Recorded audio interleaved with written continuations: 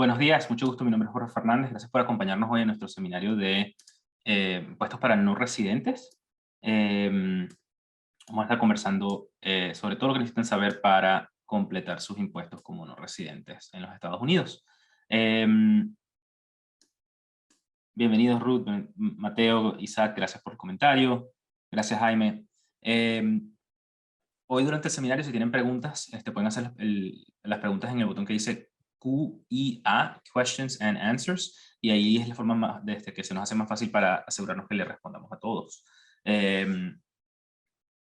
Durante el seminario, si por alguna razón no me oyen o algo por el estilo, pueden dejar el comentario en el chat o en la misma Q&A y vemos qué está pasando. Bueno, vamos a comenzar hoy. Recuerden que este seminario es netamente informativo y no está hecho para cubrir todas las variantes que pueden existir para efectos de impuestos para no residentes, y no es ningún tipo de asesoramiento legal. Y sus casos pueden variar y su caso específico puede tener circunstancias adicionales que tomar en cuenta.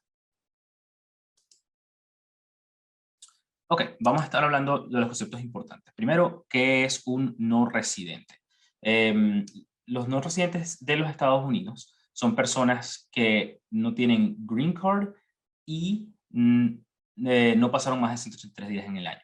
Esas personas, no importa el tipo de visa que tengan, si no tienen green card, es la residencia permanente en los Estados Unidos, se pueden considerar no residentes fiscales de los Estados Unidos, y vamos a entrar en más detalle de cómo se calcula, cómo se cuentan los 183 días, porque hay una fórmula detrás de eso.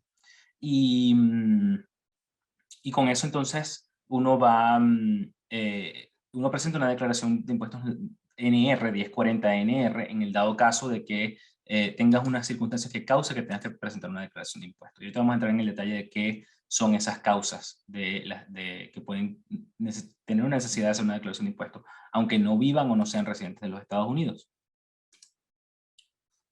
Después tenemos los residentes fiscales de los Estados Unidos. Estas son las personas que declaran sus ingresos a nivel mundial en una forma 1040.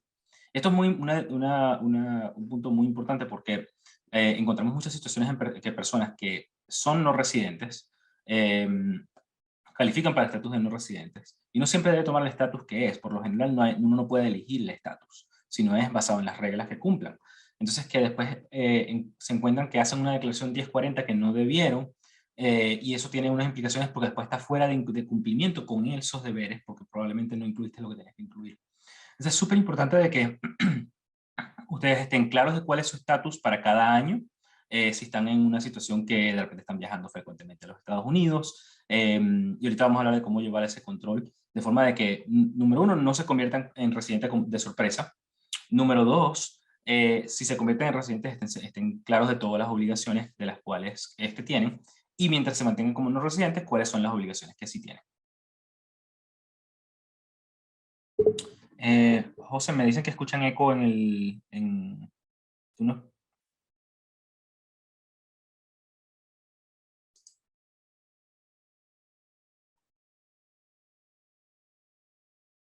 Ok, ¿quiénes son personas que son residentes fiscales de los Estados Unidos?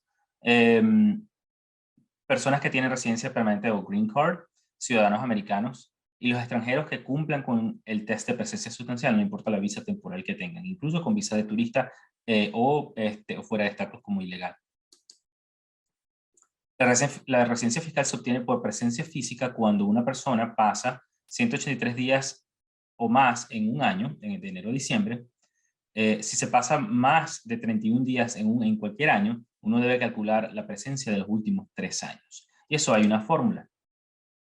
Y esa fórmula es el 100% de los días en el año en curso, del año que se está haciendo la declaración, un tercio de los días del año anterior, y un sexto de los días del año anterior a ese. Entonces, 2 años para atrás del año del cual se está calculando la declaración. Entonces estamos calculando, en este ejemplo estamos calculando 2019 para la declaración del 2019, 18, 17 son los años importantes. Y si la persona pasó 120 días,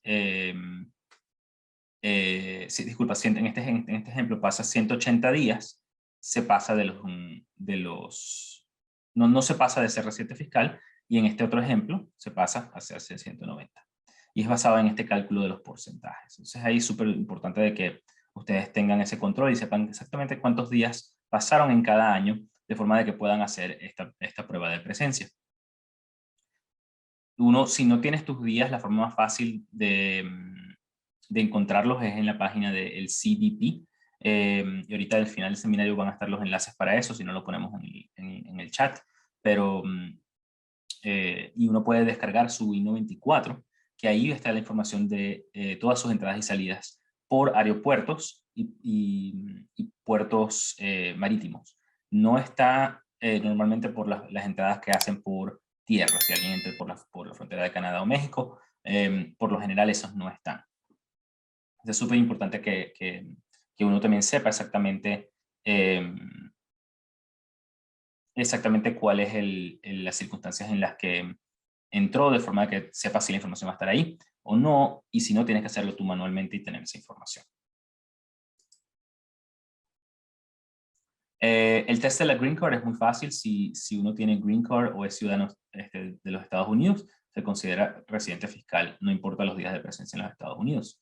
Y debe declarar sus ingresos a nivel mundial en los Estados Unidos. Eso por lo general no implica el pago doble de impuestos, se implica pago en diferenciales de tasas, porque cuando uno paga impuestos en otro país, uno puede tomar ese impuesto como crédito o deducción aquí en los Estados Unidos para efectos de esos mismos ingresos.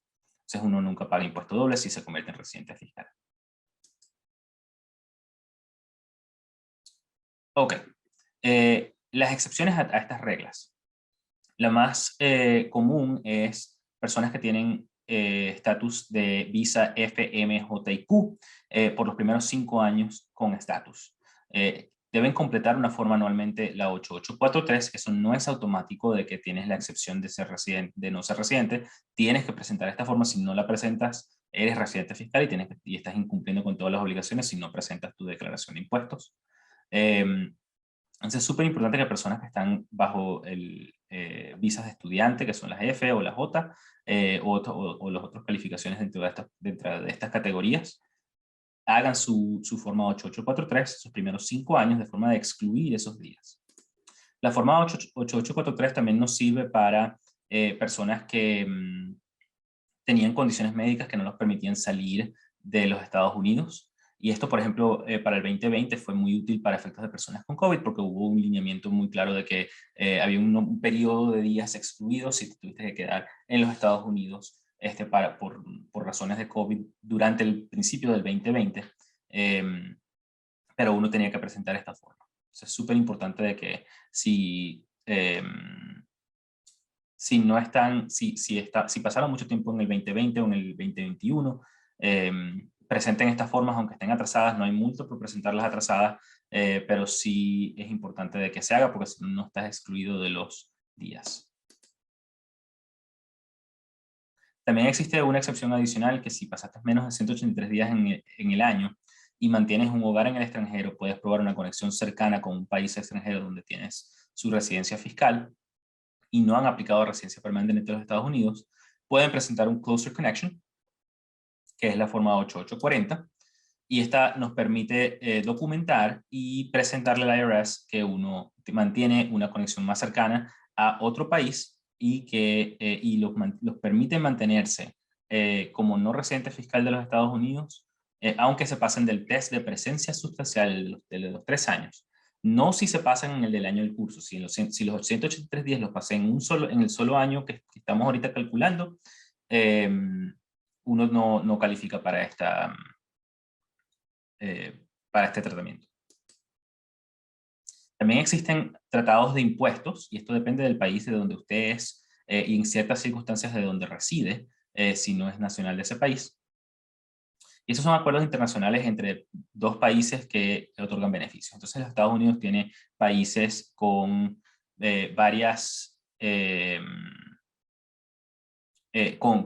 muchos países con los cuales tienen tratados de impuestos, y esos generan beneficios. Básicamente, en algunas circunstancias bajan la tasa, en algunas circunstancias te permiten excluir los días de residencia fiscal por el tratado. Entonces, Todo esto nos ayuda a resolver problemas que puedan generarse por ser residente fiscal de los dos sitios y puede reducir las tasas o exonerar ciertos tipos de ingresos. Algunos países comunes para nuestra audiencia son Venezuela, México, España, Italia, Canadá. Recuerden que también hay tratados de otros tipos, entonces uno muchas veces confunde que dice, no, Colombia tiene un tratado. Ese es un tratado de libre comercio, no es un tratado de impuestos. Entonces es súper importante de que revisen, aquí está la página donde pueden encontrar más información sobre los tax treaties, que es como se llaman en inglés, los tratados de impuestos. Y ahí va a estar la lista de todos los países que tienen. Y si no, de todas formas, cuando si necesitan ayuda, estamos a la orden para ayudarlos y identificar cuál es la mejor ruta y camino para usted. Para personas que califican para el tratado de impuestos, son herramientas importantes de planificación fiscal. Nos permite dejar bien, no tener duplicidad en ciertas cosas, pero hay que asegurarse de entender todas las implicaciones que pueden generarse por el usar el tratado. Y debes tener un contador y en muchos casos también hasta un abogado de impuestos para el uso del tratado. Esta es la forma en la cual se presenta el tratado, la 8833, y se incluye en su declaración de impuestos. Por lo general no se incluye por separado. Se tiene que presentar con una declaración de impuestos casi siempre. Ok. Tenemos unas preguntas que les vamos a ir respondiendo ahorita más adelante que como descubrimos en la siguiente parte del contenido. Comúnmente los ingresos gravables son los ingresos con origen en Estados Unidos, para efectos de no residente. Entonces, cuando uno es no residente de los Estados Unidos, los ingresos gravables en los Estados Unidos, en una declaración como la que decíamos de 1040-NR, son los que tienen origen de Estados Unidos. Y ya vamos a conversar un poco sobre qué significa tener origen. Porque número uno, donde depositen el dinero o de dónde les estén pagando, normalmente no es el origen de los fondos. Los intereses bancarios recibidos por un no residente de Estados Unidos no se consideran como origen de Estados Unidos, pero ellos son exentos también para los no residentes. Y es súper importante aquí destacar que son intereses bancarios solamente. Si usted le da un préstamo a un amigo, a una compañía, etcétera, esos no califican dentro de esta exención. Ok, ingresos que sí son gravables en los Estados Unidos son alquileres de propiedades dentro de Estados Unidos, dividendos de compañías en los Estados Unidos, ganancias por participaciones en LLCs, ganancias de venta de capital de inmuebles, sueldos y honorarios por servicios prestados en Estados Unidos. Entonces aquí algunas cosas muy importantes que se nos olvidan muchas veces. Los alquileres hay que declararlos, no importa si te generan pérdidas a final del año, uno debe declararlos para estar seguro de que uno reporta todo lo que tiene que reportar, incluyendo las depreciaciones, y esas mismas tienen, de forma de que cuando después vendas la propiedad puedas tomar todas las deducciones posibles.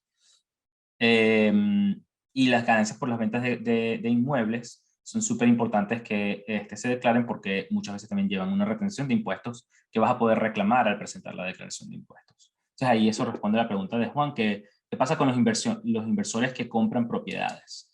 Cuando compras la propiedad, por lo general no tienes implicación de impuestos directamente. Lo que te genera la responsabilidad después es los alquileres, si están alquilados, o la venta de esos inmuebles. Entonces ahí es en donde posiblemente tengan que hacer una declaración de impuestos.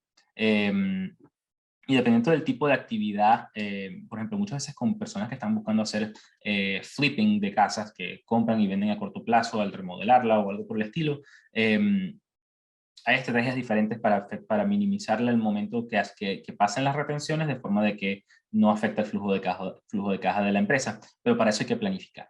Y bueno, si necesitan ayuda con ese tipo de cosas, estamos a la orden.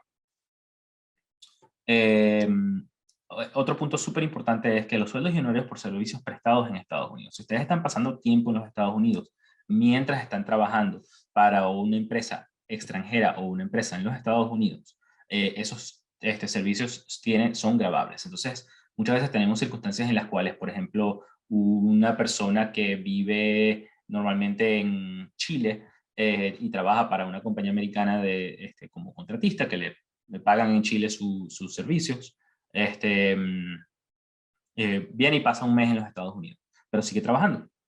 Ese mes es grabable, aunque le depositen en Chile. No importa dónde te depositan, fue dentro o fuera de Estados Unidos. Si los servicios se prestaron desde dentro de los Estados Unidos, hay que declarar. También hay otras circunstancias que vemos consistentemente, eso, que son personas que abren, por ejemplo, tiendas en Amazon, de las cuales no tienen oficina o no tienen inventario, hacen dropshipping solamente. Es súper importante de tomar en cuenta de que por lo general cuando uno tiene la fuente de los orígenes de ingresos, hay una tabla que el IRS prepara y nos dice que salarios y otros tipos de compensación por servicios es desde dónde se presta el servicio. Pero por ejemplo, cuando vemos la venta de inventario comprado, no producido, es en dónde lo vendiste. Entonces, en el estado en donde lo vendiste, si lo vendiste dentro de New York o Florida, es un ingreso de Estados Unidos.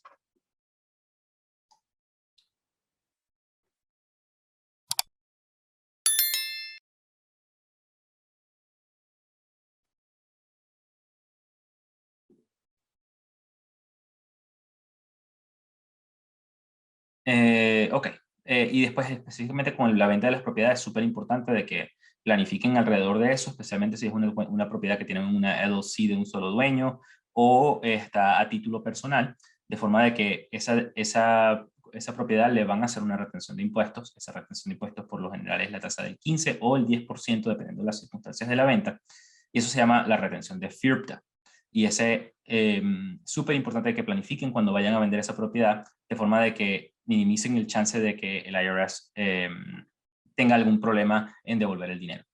Entonces es súper importante que planifiquen, y si necesitan ayuda con eso también estamos a la orden. Tenemos un par de preguntas. ¿Qué pasa con los ingresos generados por servicios prestados a través de una LLC cuando los servicios son producidos desde fuera de los Estados Unidos? Por lo general, si la LLC es de un solo dueño, se trata como si fueran servicios personales y caerían aquí en donde dice Business Income Personal Services, where business services are performed. Desde donde se están prestando es la fuente de los ingresos.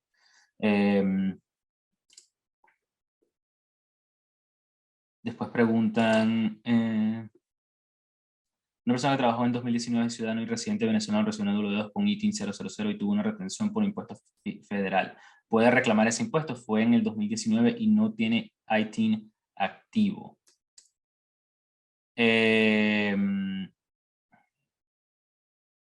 La compañía que le hizo la retención no debió haber presentado una W2 sin un ITIN.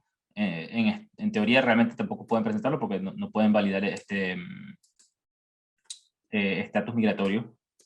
Si no tienes, por lo general tienes que tener un número de seguro social para poder trabajar para esa empresa. Entonces todo eso está un poquito malo.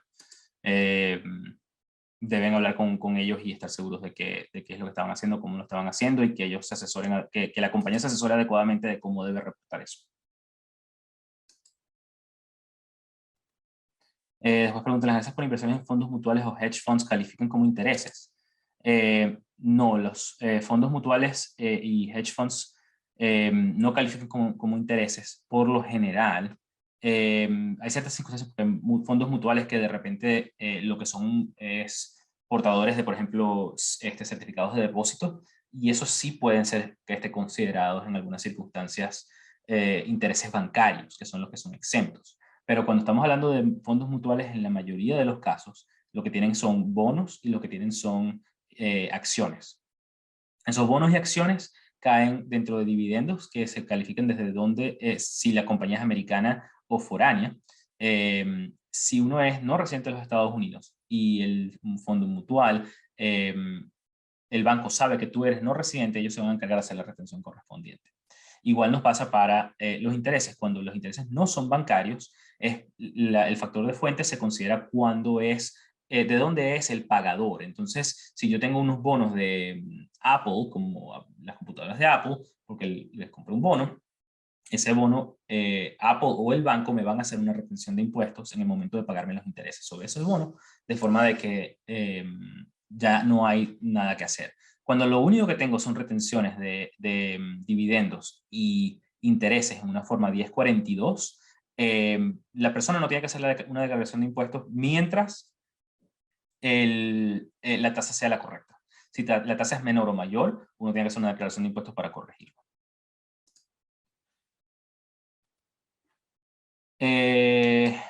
Pregunta Juan, tengo entendido que las LLCs no pueden formarse con un solo dueño. Eso no es así. Hay unas consideraciones adicionales que tomar en cuenta con un solo dueño, de forma de que si se necesita que la compañía, si es beneficioso que la compañía sea transparente fiscalmente, porque esa es la característica estándar, o no, pero uno debería, puede crear una LLC de un solo dueño.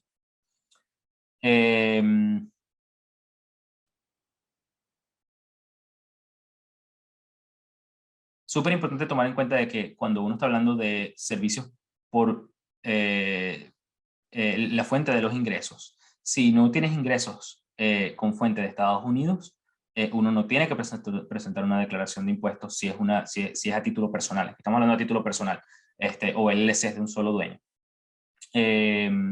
Todo lo otro, si tienes una LLC de más de un dueño, una corporación, uno tiene que hacer unas presentaciones de impuestos siempre. Pero uno siempre calcula sobre las utilidades del impuesto que corresponda, no sobre las ventas, siempre sobre las utilidades para efectos del IRS. Si los ingresos que produjeron esas utilidades no tienen fuente, las utilidades tampoco pagan. Entonces ahí creo que respondo a tu pregunta. Los socios de una LLC que abrieron la compañía en el 2021 pero no han tenido ingresos aún deben presentar alguna declaración. Si la LLC es de más de un dueño, hay algunas excepciones en las cuales no tienen que presentar una declaración, pero revisen con su contador, estén claros de eso, porque si las multas sí no son altas. Entonces, asumen que sí tienen que hacerla y después tengan la documentación de lo contrario en dado caso. Creé mi empresa en diciembre de 2021 y aún no he empezado a ofrecer servicios. Aún sí debo declarar impuestos para el 2021 y no soy residente fiscal. Depende del tipo de empresa que creaste. Una LLC de un solo dueño puede tener que hacer unos reportes informativos. Una LLC de más de un dueño puede ser excluida de tener que reportar. Una corporación tiene que reportar siempre. También es importante destacar que algunas de estas cosas varían si usted está en otros estados. Por ejemplo, uno puede tener residencia fiscal en puede ser no residente fiscal de los Estados Unidos y también tiene que hacer declaraciones de los diferentes estados. Entonces, por ejemplo, una persona que tiene propiedades en Michigan a título personal puede tener que hacer una declaración de impuestos de no residentes y una declaración de impuestos de Michigan. Entonces, es súper importante que también cubran sus estados, dado que pueden tener inversiones en otros estados. Había un punto que creo que me saltó de una pregunta anterior sobre los fondos mutuales, que también preguntaban sobre los hedge funds. Hedge funds son a veces un poco más complicados porque muchos están estructurados de forma que son LLCs consideradas partnerships, y eso trae una serie de implicaciones adicionales que requieren análisis de cada fondo específico. Las LLCs que tienen algún tipo de excepción son las que tienen más de un dueño. De todas formas, trabaje con un contador para estar seguro que califique para eso.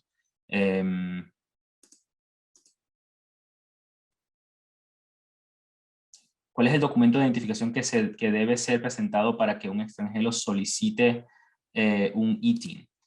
Por lo general, requieres que trabajes o número uno, tengas una cita con la oficina del IRS, lo cual hoy en día no está nada fácil de obtener.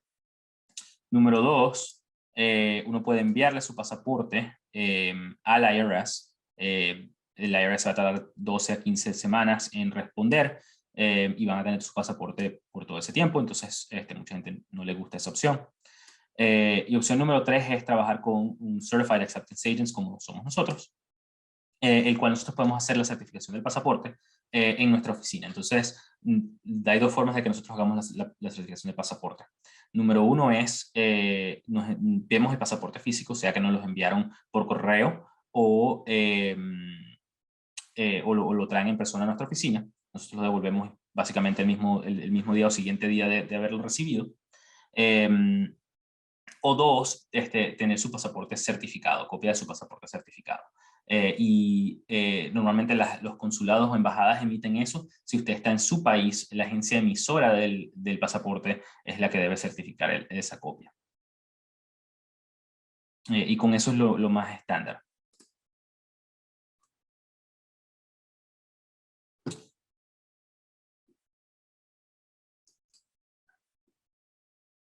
Ok, retenciones para no residentes. Los pagadores de ingresos o responsables del pago tienen algunas obligaciones de realizar retenciones a no residentes sobre el monto bruto de los ingresos.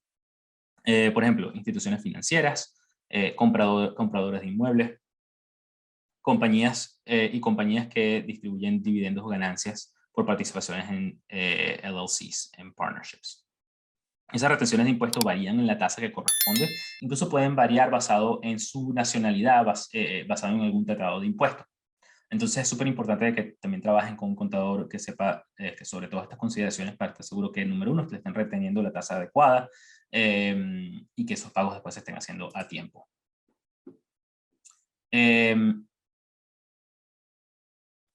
Las retenciones que son más estándares para no residentes son la retención de LLCs de más de un socio del 37%, dividendos que tienen una tasa de impuestos del 30%, estos son dividendos o intereses que por lo general llevan esta tasa del 30%, y esta es la que se reduce casi siempre por un tratado de impuestos, si existe un tratado de impuestos con el país de la nacionalidad de la persona. Después tenemos en la venta de inmuebles el 15% de retención por la venta por la retención FIRPTA. Y eso es súper importante de que planifiquen con tiempo antes de la venta de la propiedad, de forma de que no tengan problemas en tener esa devolución de ese dinero, porque normalmente el pago de impuestos es mucho menor al precio del 15% de la venta. Abrimos una LLC del 2021 como partnership y no tenemos movimientos comerciales con esta compañía en Estados Unidos, debemos presentar una declaración de impuestos. Depende de sus circunstancias particulares, pero probablemente no, asumiendo que está clasificada como partnership y asumiendo que cualquier movimiento bancario no se considera ser parte de un negocio. Si uno tiene una cuenta personal en Estados Unidos, pero es no residente, ¿qué declaración de impuestos debe pagar? ¿Cómo es el tema de declarar cuando se tienen ingresos superiores a $600? El tema de los ingresos superiores a $600 no aplica en la pregunta que usted está mencionando. Una compañía que te pague a ti más de $600 puede tener que hacer unos reportes al IRS en nombre suyo. Uno tiene una responsabilidad de hacer una declaración de impuestos si tiene ingresos imponibles en los Estados Unidos, que es todo lo que estábamos conversando en las láminas anteriores, que depende de la fuente de sus ingresos. Tener la cuenta personal no crea una responsabilidad. No importa en dónde te depositan los fondos, si te depositan en otro país, si te depositan en Estados Unidos, si esos ingresos son de fuente Estados Unidos, como estábamos escribiendo anteriormente, son imponibles en los Estados Unidos. Entonces, por ejemplo, si uno tiene una propiedad en Estados Unidos, pero le depositan las rentas en una cuenta en Panamá, eso es imponible en los Estados Unidos, no importa si lo recibiste en Panamá. Si uno estaba 30 días en Estados Unidos de vacaciones parcialmente y trabajando de forma remoto para su empleador fuera de Estados Unidos, eso es grabable en Estados Unidos. Entonces es súper importante de que tomen en cuenta de que las circunstancias no aplican por un límite de dólares, es del dólar 1, y la condición es la fuente de los ingresos.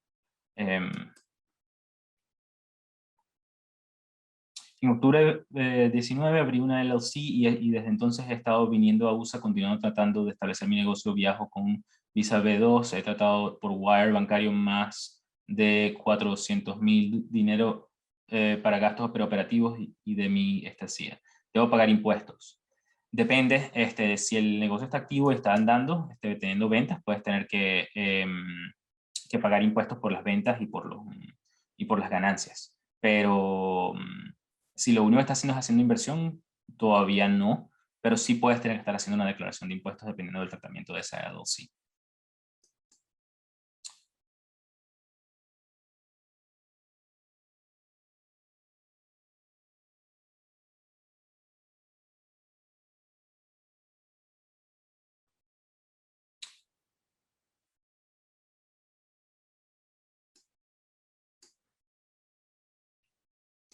Ok. Siempre más detalle pueden encontrarlo. El IRS tiene una publicación bien extensa de guía para no residentes en la publicación 519, aquí está el enlace. Creo que ya cubrimos alguna parte de la información aquí del ITIN, pero número de identificación, el ITIN es un número de identificación fiscal para individuos que no poseen un número de seguro social. Y tiene que haber una prueba de la potencial responsabilidad fiscal para la presentación de una declaración de impuestos. Entonces uno no puede simplemente decidir, quiero hacer un ITIN. Y eso uno genera y generar el ITIN. Uno tiene que tener una necesidad y justificar esa necesidad para poder hacer la solicitud del ITIN. ¿Cómo se solicita? Se prepara una forma W7, requiere que esté certificada por un CAA o, como mencionaba, con el IRS directamente, de las dos formas que mencioné.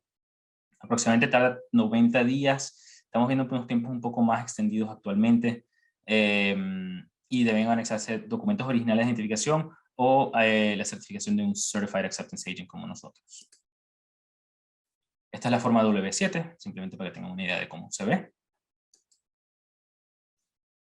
Y aquí después tienes un poco sobre los documentos que uno le firma a los bancos. Cuando uno abre una cuenta bancaria en los Estados Unidos, incluso hoy en día, cuando uno abre una cuenta bancaria, incluso fuera de los Estados Unidos, uno puede tener que llenar una forma W8 o W9. Estas formas lo que hacen es certificar su estatus fiscal ante los Estados Unidos. Entonces, cuando uno completa una W8 BEN, uno lo que está certificando es que, de forma jurada, uno es no residente fiscal de los Estados Unidos.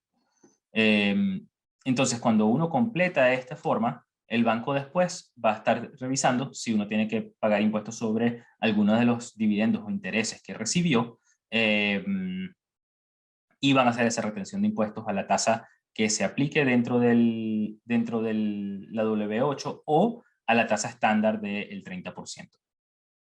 Y eso creo que responde a la pregunta de Adrián. No importan los bancos, si tienen posiciones en los Estados Unidos, van a tener que hacer el cumplimiento y te van a pedir una W8 para estar seguros del tratamiento fiscal suyo. Entonces eso es súper importante de que lo tomen. Los dividendos siempre son calificados basados en, como habíamos dicho antes, que los dividendos son si la compañía es americana o la compañía es foránea. No importa cómo afecte. En los fondos mutuales específicamente, el banco tiene que después desglosar qué porción de los ingresos de esos dividendos que le pagó el fondo mutual corresponden a fondos americanos y cuáles corresponden a dividendos de compañías extranjeras. Esta es la forma W8 BEN que estábamos mencionando que se le entregan los bancos para los no residentes. Y es súper importante de que si usted es no residente, complete una W8 BEN para el banco y estén seguros que el banco tiene una W8 BEN, porque si no te van a hacer el cumplimiento como residente fiscal y eso puede traer después retrabajo y consecuencias. El tratamiento de un residente fiscal se jura en una forma W9. Entonces esto es una declaración jurada del estatus de residente fiscal en los Estados Unidos. Y uno se lo entrega esto a un banco y ellos con esto después ya saben qué tienen que hacer para efectos de impuestos. Esta es la forma que sale completa. Entonces lo que hemos encontrado es que muchas personas no se dan cuenta qué es lo que están llenando, no leen y le llenan al banco una W9 y después están siendo tratados como residentes fiscales para efectos del banco y después ahí es cuando nos encontramos con problemas que te cierran la cuenta, que te envían una 1099 para reportar ingresos que de repente no correspondían, etc. Entonces es súper importante que su estatus fiscal esté adecuadamente registrado con el banco y eso se hace completándoles una W8 o W9. Algunos bancos lo hacen directamente en su plataforma en línea, entonces no se le entrega el documento físicamente nunca o en digital, sino que se llena el portal de ellos equivalente. Pero estén seguros de que lo que están completando y lo que tienen en récord es que usted es no residente fiscal o residente fiscal el que corresponda. Otras cosas que deben conocer son la forma 8805. Esta la entregan las LLCs de más de un dueño cuando tienen una retención de impuestos para un socio extranjero y esta reporta esa retención que le hicieron. La 1042 la emiten por lo generalmente bancos y estas son aquí en donde reportarían la retención del 30% sobre intereses o dividendos de pagadores de Estados Unidos. Y la forma K1 la emiten las LLCs o sociedades o partnerships, LLCs de más de un dueño o partnerships, para reportar todos los ingresos y gastos correspondientes a cada socio y las utilidades que deben pagar y que deben usar para calcular impuestos. Las LLCs de más de un solo dueño extranjero tienen que reportar una forma 5472. Esta forma se genera la responsabilidad de reportarla, por ejemplo, tan simple como que el socio haya pagado los gastos de registro de la compañía o renovación de la compañía a nombre de la empresa, aunque la compañía no tenga ningún tipo de actividad y no tenga ni siquiera cuenta bancaria. Van a tener que hacer este reporte. El reporte es netamente informativo, pero si no se hace, lleva una penalidad de $25,000.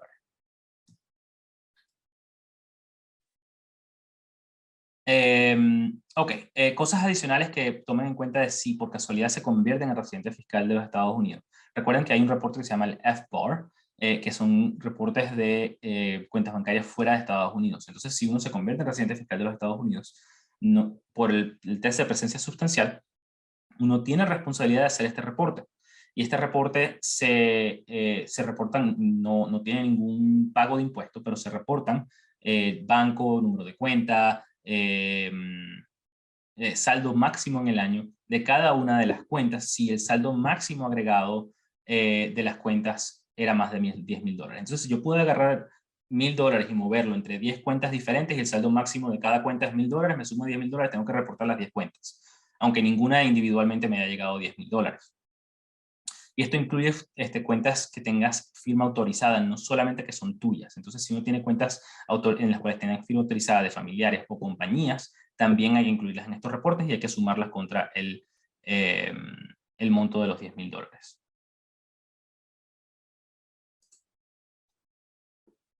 Adicionalmente, si uno es residente fiscal de los Estados Unidos, hay unas formas adicionales que presentar, la forma 8938, la forma 5471, cada una tiene penalidades de $10,000 si no se presentan o no se presentan adecuadamente. Si son residentes fiscales, tengan bien en cuenta de que si tienen que hacer algún tipo de reporte sobre activos fuera de los Estados Unidos, lo estén haciendo.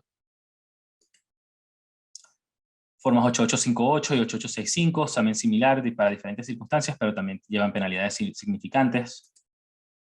Para responder unas preguntas antes de entrar aquí en impuestos sobre herencia, para entender bien, si no eres residente fiscal, no necesitas ITIN. Eso no es verdad, Enrique. Si uno solamente tiene necesitas ITIN si tienes una responsabilidad de impuestos en los Estados Unidos, que puedes tenerla como no residente o como residente. Entonces, ahí es en donde debe revisar exactamente cuáles son sus circunstancias para estar seguro si usted lo necesita o no. Después preguntan, ¿quién debe diligenciar el formato W8BEN, nosotros o el banco con el abrir la cuenta?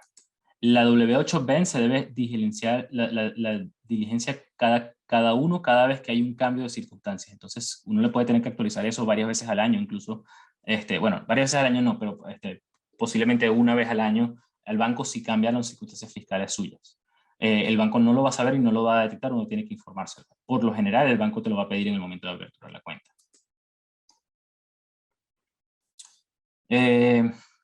Ok, creo que no tenemos más. Bueno, déjame chequear aquí el chat un segundo. Dice, estoy residiendo en Venezuela y mis únicos ingresos generados por Getty Images, el cual me retiene el 10% sobre las ventas dentro de USA. ¿Tengo algún compromiso adicional? Probablemente no, ya eso pareciera que es la tasa reducida para efectos del Tratado de Impuestos con Venezuela. Asumiendo que eso es lo único que le están reteniendo, lo más probable es que no tenga que hacer más nada. Después tenemos una pregunta: si una persona tiene una LLC solo para recibir dinero, ¿cuál es la mejor forma de justificar ese ingreso en ojos de taxes? Depende de por qué está recibiendo ese dinero. Las circunstancias ahí son muy variadas. ¿Qué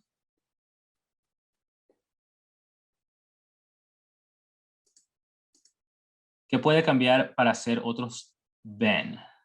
¿Qué puede cambiar para hacer otros Ben? No estoy seguro si entiendo la pregunta, Juan.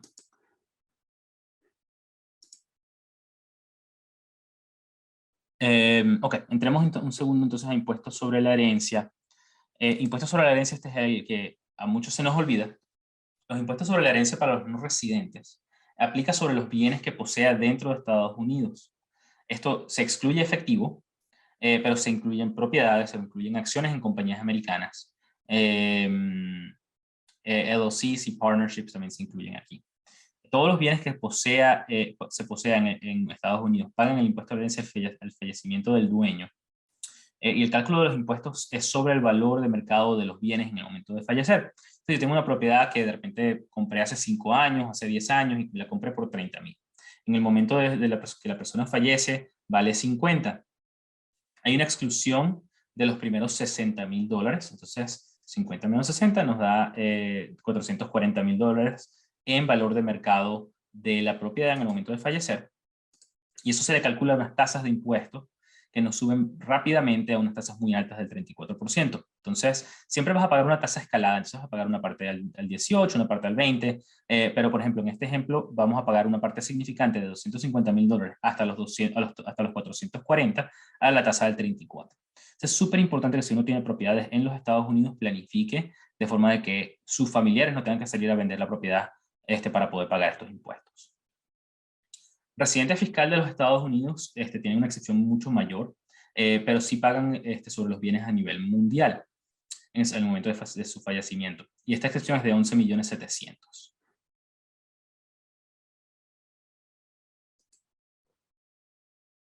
Esta, como mencionaba, son las tasas. Aplican igual las tasas para residentes y para no residentes.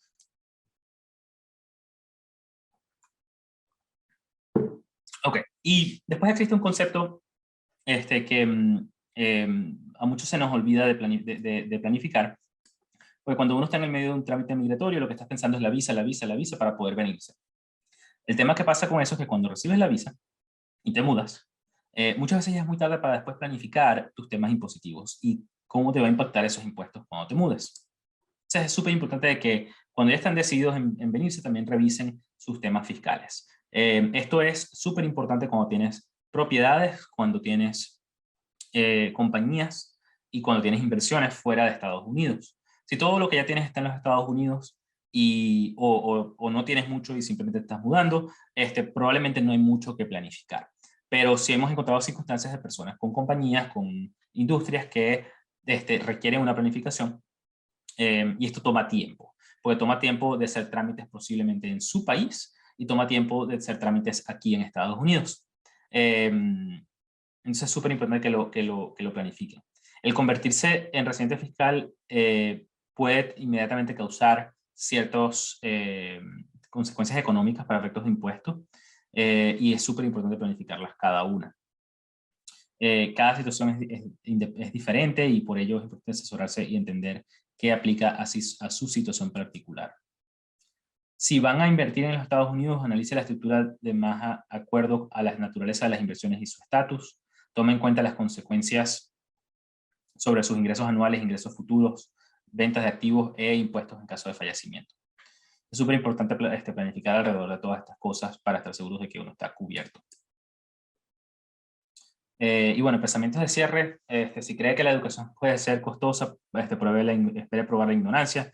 La planificación es vital para lograr el éxito. Y bueno, vamos a terminar de responder algunas preguntas. Sí, porque tengo que hacer varios Ben.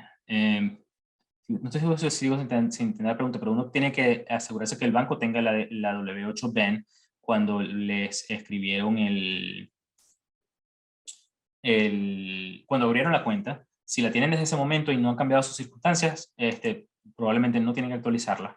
Si cambian las circunstancias, deben actualizarla. Bueno, vamos a dejar esto abierto unos minutos más para cualquier pregunta que pueda ir surgiendo. De todas formas, el seminario está quedando grabado y lo vamos a estar publicando en las próximas 24 horas en nuestro canal de YouTube. Recuerden suscribirse en el canal de YouTube. Llegamos a los 10.000 suscriptores hace unas semanas y estamos en camino a los 100.000. Ambicioso de la meta, pero para allá vamos. Y en Instagram y Facebook y LinkedIn para también información de actualidad que publicamos casi todos los días. Y en YouTube que estamos publicando varias veces a la semana. Y bueno, si tienen alguna duda o pregunta, siempre nos pueden escribir info@gbsgroup.net o hacer una cita en nuestra página web para ayudarlos.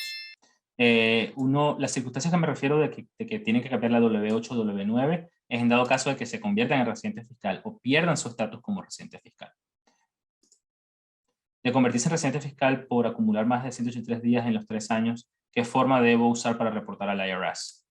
Depende si se va a poder hacer algún tipo de exclusión de esos días. Hay ciertas circunstancias, como mencionábamos, el Closer Connection, sobre el tratado de impuestos, sobre el tipo de visa que tenías, que se pueden excluir los días y mantenerte como no residente fiscal de los Estados Unidos. Si te mantienes como no residente fiscal de los Estados Unidos, presentas una 1040 NR. Si uno se convierte en residente fiscal de los Estados Unidos, se presenta una 1040.